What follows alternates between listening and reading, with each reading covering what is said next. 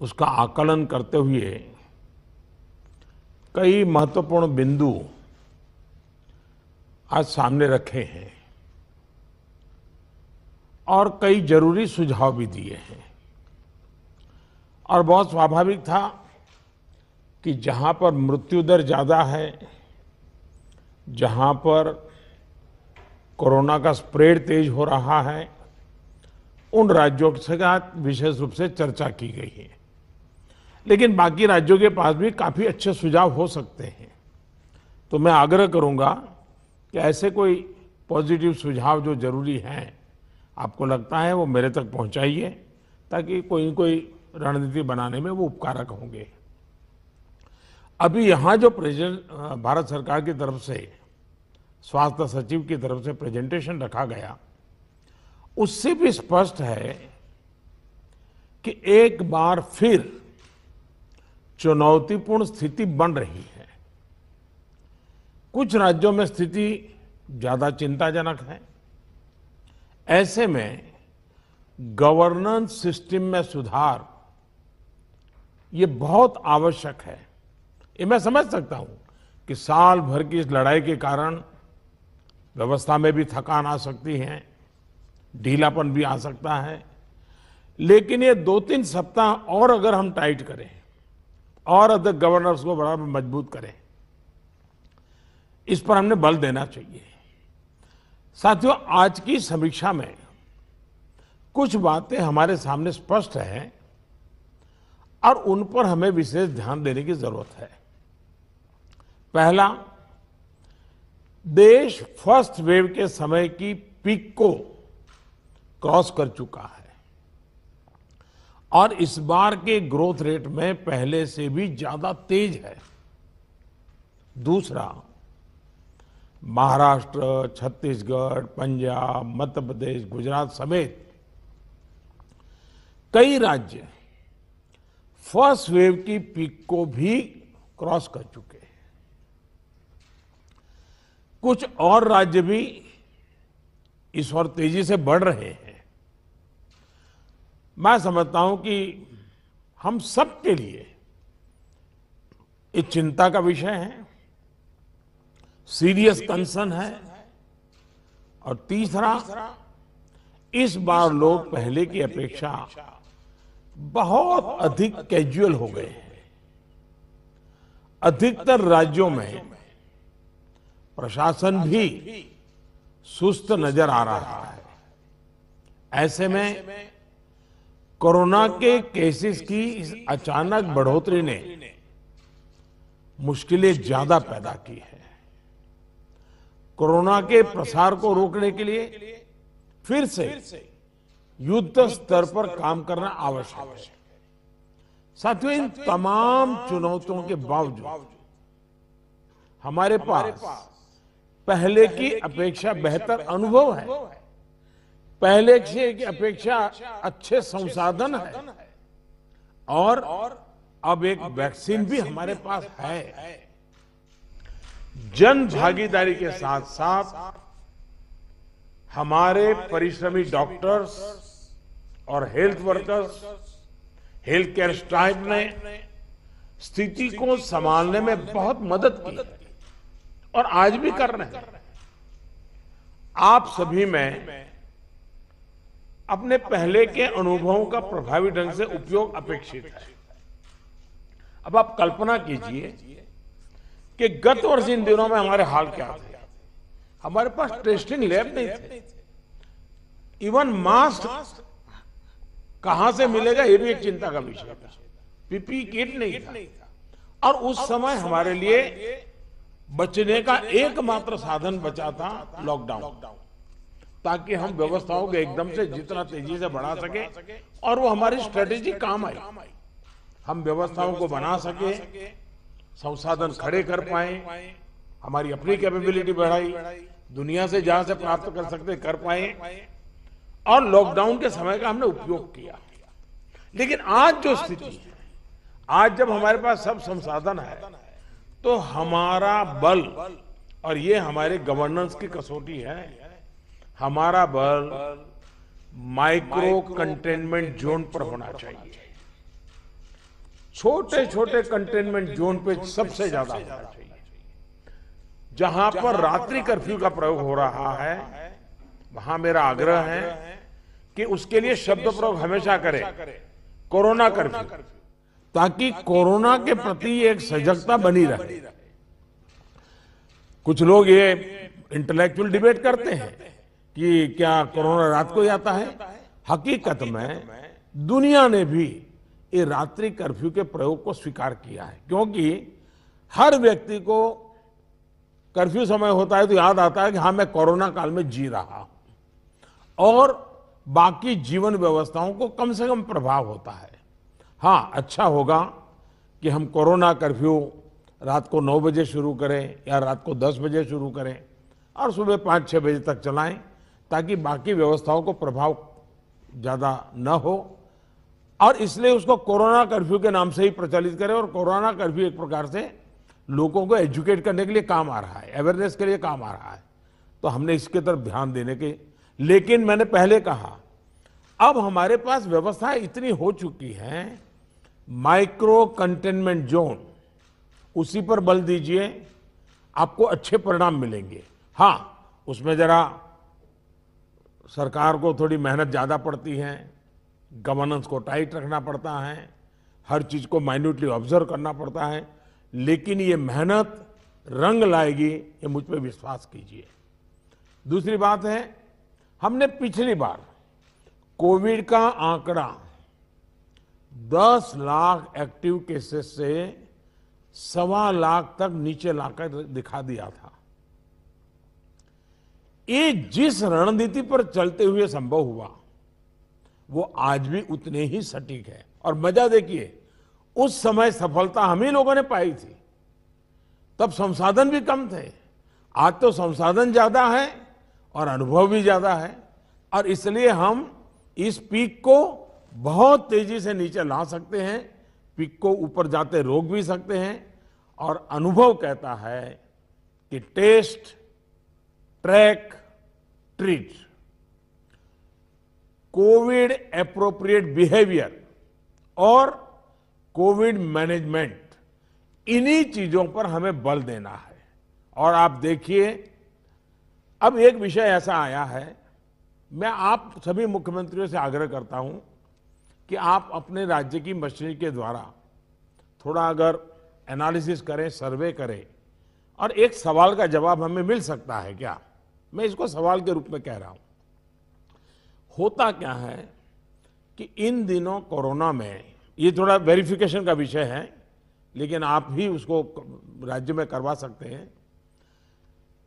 पहले कोरोना के समय क्या होता था, हल्के फुल्के सिम्टम्स में लोग डर जाते थे तो तुरंत एक्शन लेते थे। दूसरा, इन दिनों बहुत पेशेंट असिम्टोमेटिक है और उसके कारण उनको लगता है तो ऐसे ही थोड़ा जुकाम हो गया, ऐसा हो गया, कभी कभी तो वो भी नजर नहीं रहा, और उसके कारण वो परिवार में पहले की तरह ही जिंदगी जीते हैं और परिणाम स्वरूप पूरा परिवार लपेट जाता है और फिर इंटेंसिटी बढ़ती है। तब हमारे ध्यान आता है जो आज परिवार जो इसमें लपेट में आ रहे हैं, उसका मूल कारण है शुरुआत एसिम्टोमेटिक से होती है और केयरलेस होती है। उसका उपाय क्या है? उसका उपाय है प्रोएक्टिव टेस्टिंग। हम जितना ज्यादा टेस्टिंग करेंगे तो एसिम्टोमेटिक जो पेशेंट होगा वो भी ध्यान में आ जाएगा, तो परिवार में होम क्वारंटाइन वगैरह ढंग से कर लेगा। वो परिवार के साथ जैसे नॉर्मल जिंदगी जीता है वो नहीं जिएगा, और इसलिए पूरा परिवार जो आज सब लपेट में आ जाता है उसको हम बचा सकते हैं। और इसलिए हम अभी चर्चा जितनी वैक्सीन की करते हैं उससे ज्यादा चर्चा हमें टेस्टिंग की करने की जरूरत है, बल टेस्टिंग पर देने की जरूरत है। और हमने सामने से टेस्टिंग के लिए जाना है, उसको तकलीफ हो और फिर टेस्टिंग करने के लिए आए और फिर उसको पॉजिटिव नेगेटिव मिल जाए, और वो मैं समझता हूं क्रम हमारे लिए थोड़ा बदलना पड़ेगा। हमारे पास वायरस को कंटेन करने के लिए एक अहम तरीका है कि हम ह्यूमन होस्ट को कंटेन करें। मैंने पहले भी कहा था, ये कोरोना एक ऐसी चीज है कि जब तक आप उसको लेकर के नहीं आओगे घर में नहीं आता है। और इसलिए ह्यूमन सोर्स जो है हर एक को हमने जागरूक करना पड़ेगा, उसने नियमों का पालन करना होगा, ये बहुत आवश्यक है। और निश्चित तौर पर इसमें टेस्टिंग और ट्रैकिंग की बहुत बड़ी भूमिका है। हम टेस्टिंग को लाइट न लें। टेस्टिंग को हमें हर राज्य में इतना बढ़ाना होगा कि पॉजिटिव रेट कैसे भी करके 5% के नीचे ला करके रख जाए। और आपको याद होगा शुरू में जब कोरोना की खबरें आने लगी तो हमारे यहाँ कंपटीशन होने लगी, वो राज्य तो निकम्मा है वहाँ बहुत बढ़ गया, फलाना राज्य बहुत अच्छा कर रहा है, राज्यों की आलोचना करना बड़ा फैशन हो गई थी। तो पहली मीटिंग में मैंने आप सबसे कहा था कि संख्या बढ़ने से आप जरा भी चिंता मत कीजिए, उसके कारण आपका परफॉर्मेंस बुरा है, प्रेशर में मत रहिए, आप टेस्टिंग पर बल दीजिए। और वो बात मैं आज भी कह रहा हूँ, संख्या ज़्यादा है इसलिए आप गलत कर रहे हैं ये सोचने की ज़रूरत नहीं है। आप टेस्टिंग ज़्यादा करते हैं, उसके कारण पॉजिटिव केस नज़र आते हैं, लेकिन बाहर निकलने का रास्ता वही है। और जो आलोचना करने वाले हैं थोड़े दिन आलोचना सुननी पड़ेगी, लेकिन रास्ता तो टेस्टिंग का ही है। टेस्टिंग के कारण आंकड़ा बड़ा आ जाता है, आने दीजिए। उसके कारण कोई राज्य अच्छा है कोई राज्य बुरा है, ऐसा मूल्यांकन का तरीका ठीक नहीं है।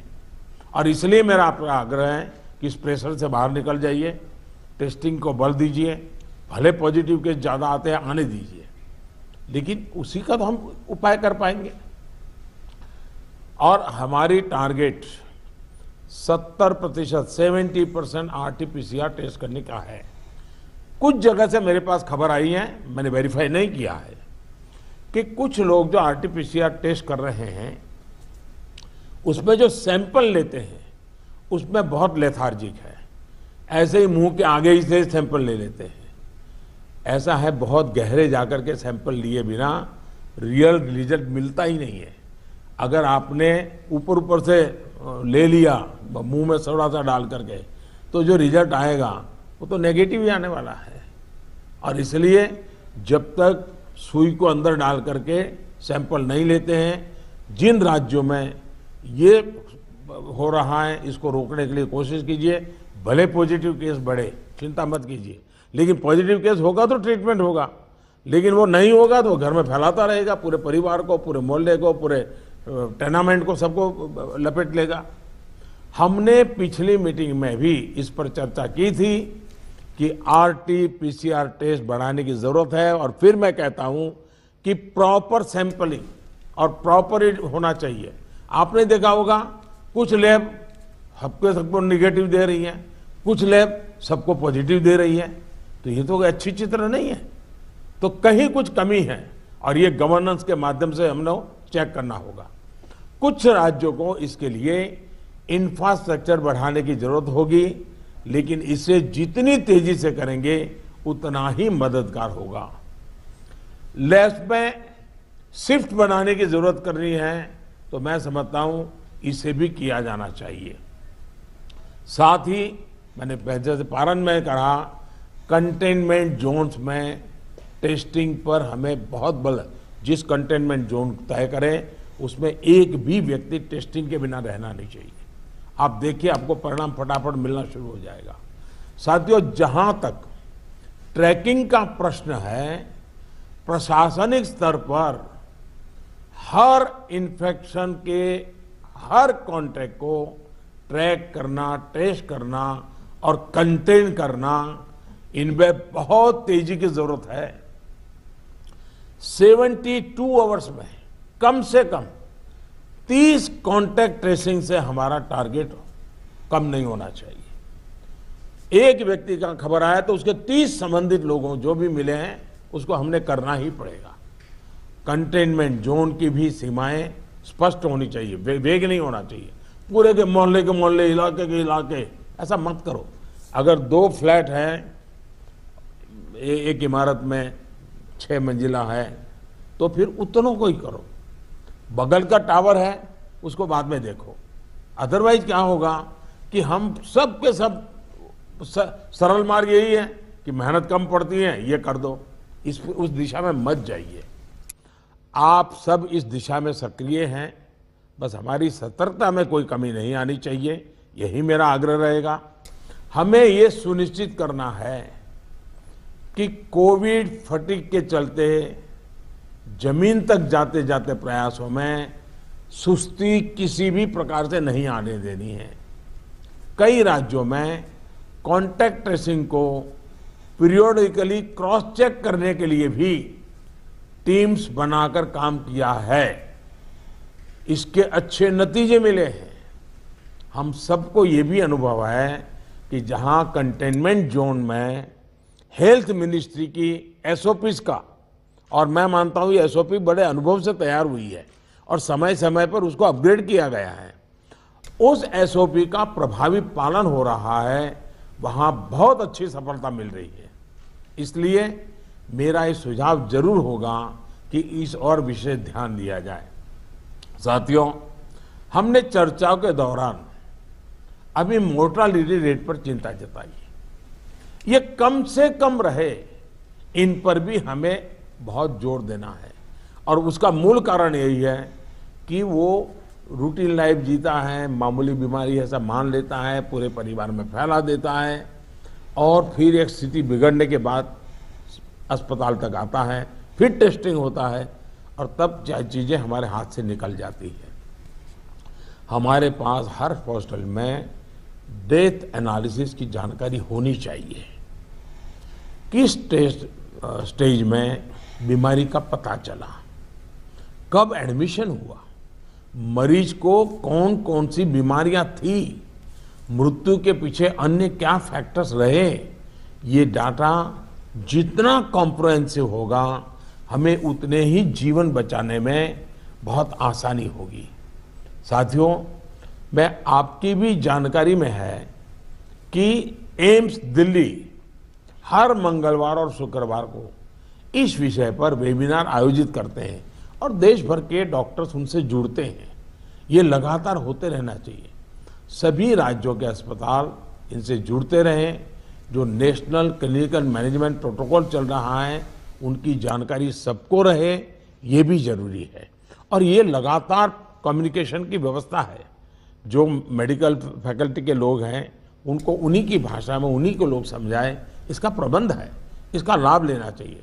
इसी तरह एम्बुलेंसेस, वेंटिलेटर्स और ऑक्सीजन अवेलेबिलिटी की भी लगातार समीक्षा आवश्यक है।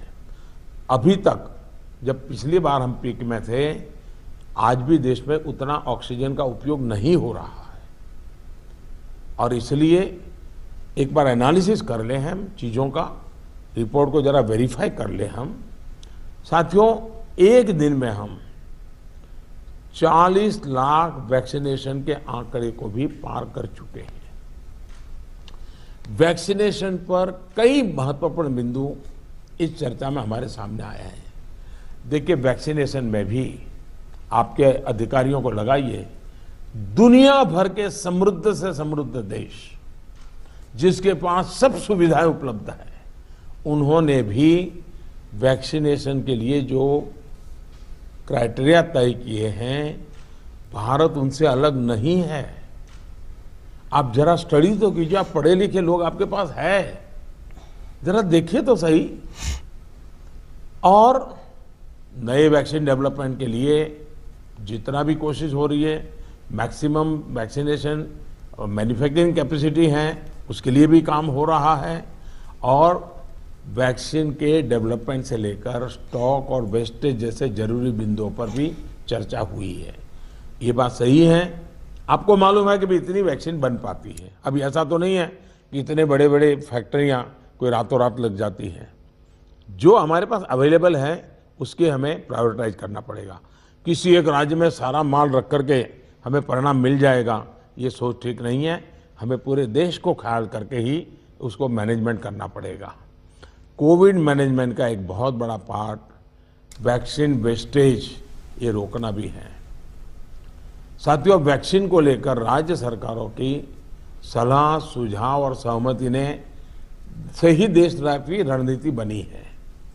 मेरा आप सभी से आग्रह होगा कि हाई फोकस्ड डिस्ट्रिक्शन जो है उनमें 45 साल के ऊपर 100% वैक्सीन के लिए लगातार प्रयास कीजिए। एक बार एक तो अचीव करके देखिए। मैं एक सुझाव देता हूं, क्योंकि ये कभी कभी वातावरण बदलने के लिए चीजें बहुत काम आती हैं। 11 अप्रैल ज्योतिबा फुले जी की जन्म जयंती है और 14 अप्रैल बाबा साहब आम्बेडकर जी की जन्म जयंती है। क्या हम 11 अप्रैल से 14 अप्रैल पूरे अपने राज्य में टीका उत्सव मना सकते हैं? एक पूरा वातावरण क्रिएट कर सकते हैं टीका उत्सव का।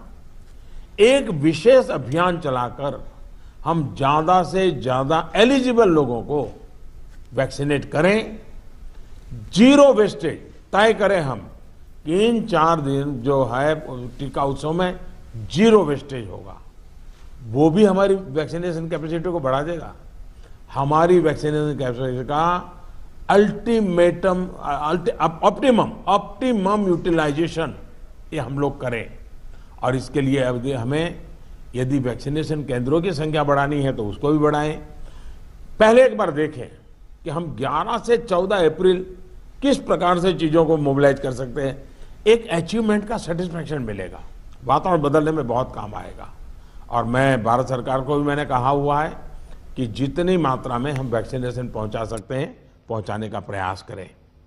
हमारा प्रयास यही होना चाहिए कि इस टीका उत्सव में हम ज्यादा से ज्यादा लोगों को वैक्सीनेट करें, और वो भी एलिजिबल वर्ग को।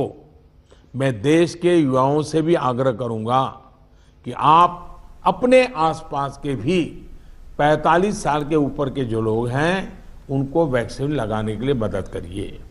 मेरी नौजवानों से विशेष अपील है, आप हेल्दी हैं, सामर्थ्यवान हैं, आप बहुत कुछ कर सकते हैं, लेकिन अगर मेरा देश का नौजवान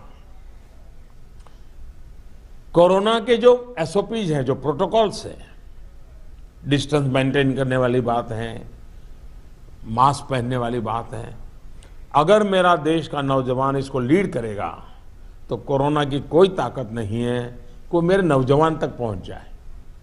हम पहले इस प्रिकॉशन को नौजवानों पर बल दें। नौजवानों को वैक्सीन के लिए जितना हम मजबूर करना चाहते हैं उससे ज्यादा उसको प्रोटोकॉल के लिए प्रेरित करें। अगर हमारा नौजवान इसको बीड़ा उठा लेगा, खुद भी प्रोटोकॉल का पालन करेगा, औरों से भी करवाएगा, तो आप देखिए वही स्थिति जैसे हम एक बार पीक पर जाकर के नीचे आए थे, दोबारा हम आ सकते हैं। इस विश्वास के साथ हम आगे चल सकते हैं। सरकार ने एक डिजिटल व्यवस्था बनाई है जिससे लोगों को वैक्सीन में मदद मिल रही है और बहुत अच्छा अनुभव सब लोग लिखते भी हैं कि भाई मुझे बहुत अच्छा अनुभव रहा। लेकिन इस डिजिटल व्यवस्था से जुड़ने में जैसे भी परेशानी आ रही है, जैसे गरीब परिवार हैं उनके लिए टेक्नोलॉजी का समझ नहीं है, मैं नौजवानों से कहूंगा ऐसे परिवारों को मदद करने के लिए आप आगे आइए। हमारे एनसीसी हो, हमारे एनएसएस हो, ये हमारे राज्य के जो सरकार की व्यवस्थाएं हैं उनको हम काम में लगाएं ताकि लोगों को थोड़ी मदद मिले। हमने इसकी चिंता करनी चाहिए। शहरों में एक बहुत बड़ा वर्ग है जो गरीब है, बुजुर्ग हैं, झुग्गी झोपड़ी में रहता है, उन तक ये बातें पहुंचाएं, उनको हम वैक्सीनेशन के लिए ले जाएं। ये हमारे वॉलेंटियर्स को, सिविल सोसाइटी को, हमारे नौजवानों को हमारी सरकारें मोबिलाइज करें और उन्हें प्राथमिकता के आधार पर हम वैक्सीन लगवाना अगर हमारा प्रयास रहेगा तो हमें एक पुण्य का काम का संतोष मिलेगा और हमें उनकी चिंता जरूर करनी चाहिए। वैक्सीनेशन के साथ साथ हमें ये भी ध्यान रखना है कि वैक्सीन लगवाने के बाद भी लापरवाही न बरते। सबसे बड़ी संकट ये हो गया है कि भाई अब मुझे कुछ होगा ही नहीं। देवन से मैं कह रहा हूं, दवाई भी और कड़ाई भी। हमें लोगों को ये बार बार बताना होगा कि वैक्सीन लगने के बाद भी मास्क वगैरह जो प्रोटोकॉल्स है उसका पालन और अनिवार्य है। इंडिविजुअल लेवल पर लोगों में मास्क और सावधानी को लेकर जो लापरवाही आई है उसके लिए फिर से जागरूकता जरूरी है। जागरूकता के इस अभियान में हमें एक बार फिर समाज के प्रभावी व्यक्तियों, सामाजिक संगठनों, सेलिब्रिटीज, ओपिनियन मेकर्स अपने साथ जोड़ना होगा। और इसके लिए मेरा आग्रह है कि गवर्नर नाम की जो अपने यहाँ इंस्टीट्यूट है उसका भी भरपूर उपयोग किया जाए। क्या गवर्नर साहब के नेतृत्व में, मुख्यमंत्री जी के मार्गदर्शन में ऑल पार्टी मीटिंग, राज्य तो सबसे पहले कर लें, राज्य ऑल पार्टी मीटिंग करें और ऑल पार्टी मीटिंग करके एक एक्शनेबल पॉइंट तय करें। फिर मेरा आग्रह है कि गवर्नर साहब और मुख्यमंत्री मिलकर के जितने भी इलेक्टेड लोग हैं उनका वर्चुअल वेबिनार करें। पहले अर्बन बॉडीज का करें, फिर रूरल बॉडीज का करें, जितने लोग चुन करके आए हैं उनसे करें और उनके सामने सभी आपके असेंबली में जो जीत करके लोग आए हैं उसके जो फ्लोर लीडर हैं सब संबोधित करें। तो एक पॉजिटिव मैसेज अपने आप शुरू हो जाएगा कि भाई इसमें राजनीति नहीं करनी है, सबने मिल करके करना है।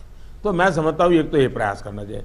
दूसरा, गवर्नर साहब के नेतृत्व में, क्योंकि मुख्यमंत्री के पास बहुत काम रहते हैं, लेकिन गवर्नर साहब के नेतृत्व में एक आध समिट, बड़ा वेबिनार भी किया जाए और जो शहर हो वहाँ पर लोकल हो तो सभी धार्मिक नेताओं को बुला करके एक समिट हो जाए और बाकी लोगों को वर्चुअल जोड़ा जाए। जो सिविल सोसाइटी के लोग हैं एक आध समिट उनका कर लिया जाए। जो सेलिब्रिटीज हैं, लेखक हैं, कलाकार हैं, खिलाड़ी हैं, उनको एक बार कर लिया जाए। मैं समझता हूं कि ये गवर्नर के माध्यम से इस प्रकार के लगातार भिन्न भिन्न समाजों के लोगों को जोड़ने का एक मूवमेंट चलाया जाए। और यही बात कि भाई आप इन प्रोटोकॉल का फॉलो कीजिए, टेस्टिंग पर बल दीजिए। हमारा क्या हुआ है, हम एकदम टेस्टिंग भूल करके वैक्सीन पे चले गए। वैक्सीन जैसे जैसे प्रोडक्ट होगी, जैसे जैसे पहुंचेगी। हमने लड़ाई जीती थी बिना वैक्सीन को। वैक्सीन आएगी कि नहीं आएगी वो भी भरोसा नहीं था, तब हम लड़ाई जीते। तो आज हमें इस प्रकार से भयभीत होने की कोई जरूरत नहीं है, लोगों को भयभीत होने नहीं देना है। अगर हम जिस तरीके से लड़ाई को लड़े थे उसी तरीके से लड़ाई को जीत सकते हैं। और जैसा मैंने कहा, पूरे परिवार लेपट में आ रहे हैं, उसका मूल कारण जो मुझे नजर आता है, फिर भी आप लोग इसको वेरीफाई कीजिए। मैं क्लेम नहीं कर रहा हूं किसी चीज का, मैं सिर्फ अपना ध्यान आकर्षित करता हूं कि एसिम्प्टोमेटिक कारणों से शुरू में परिवार में ये फैल जाता है, फिर अचानक परिवार में जो पहले से बीमार व्यक्ति है या कुछ करने वाला है वो एकदम से नए संकट में आ जाता है, फिर पूरा परिवार संकट में आ जाता है। और इसलिए मेरा आग्रह है, प्रोएक्टिवली हमने टेस्टिंग पर बल देना होगा। हमारे पास व्यवस्थाएं हैं, हिंदुस्तान के हर जिले में लैब बन चुकी हैं। एक लैब से शुरू किया था हमने, आज हर जिले में लैब पहुंच गई है। और हम इस चीज को बल ना दे तो कैसे होगा। इसलिए मेरा आग्रह है, जहां तक राजनीति करना न करने का सवाल है, मैं तो डे वन से देख रहा हूं, भांति भांति के बयानों को झेल रहा हूं, लेकिन मैं कभी मुंह खोलता नहीं हूं, क्योंकि मैं मानता हूं ये हिंदुस्तान के लोगों की सेवा करना पवित्र हमारा जिम्मेवारी है। हमें ईश्वर ने इस समय ये कठिन परिस्थिति में सेवा करने का जिम्मा दिया है, हमने इसको निभाना है। जो राजनीति करना चाहते हैं वो कर ही रहे हैं, उनके लिए मुझे कुछ कहना नहीं है। लेकिन हम सभी मुख्यमंत्री अपने राज्य के सभी दलों को बुला करके, सभी प्रकार के लोगों को साथ रख करके अपने राज्य में स्थिति को बदलने के लिए आगे आएंगे। मुझे पक्का विश्वास है इस संकट को भी हम देखते ही देखते पार करके निकल जाएंगे। फिर एक बार मेरा यही मंत्र है, दवाई भी और कड़ाई भी। ये इस विषय में कोई कॉम्प्रोमाइज मत कीजिए जी। मैंने पिछली बार भी कहा था कि आपको जुकाम की दवा ले ली और बार बारिश आ रही है, आप कहें मैं छाते का उपयोग नहीं करूंगा, ये नहीं चल सकता है।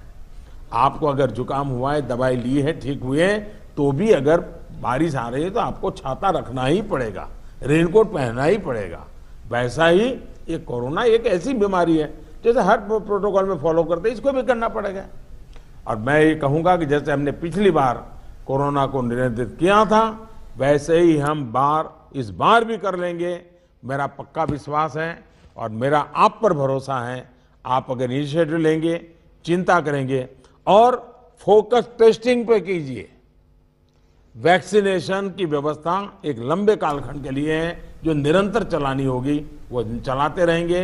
आज बल हम इस पर दें और जो एक टीका उत्सव एक ब्रेक थ्रू करने के लिए तय किया है, उस टीका उत्सव पर हम एक नई सफलता प्राप्त करें।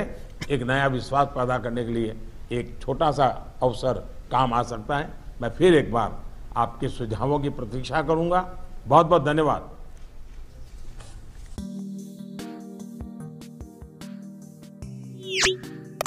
Hey there. Subscribe to my channel. And also press this bell icon. So you never miss any new updates, cause whenever we upload new video you will get a notification on your phone.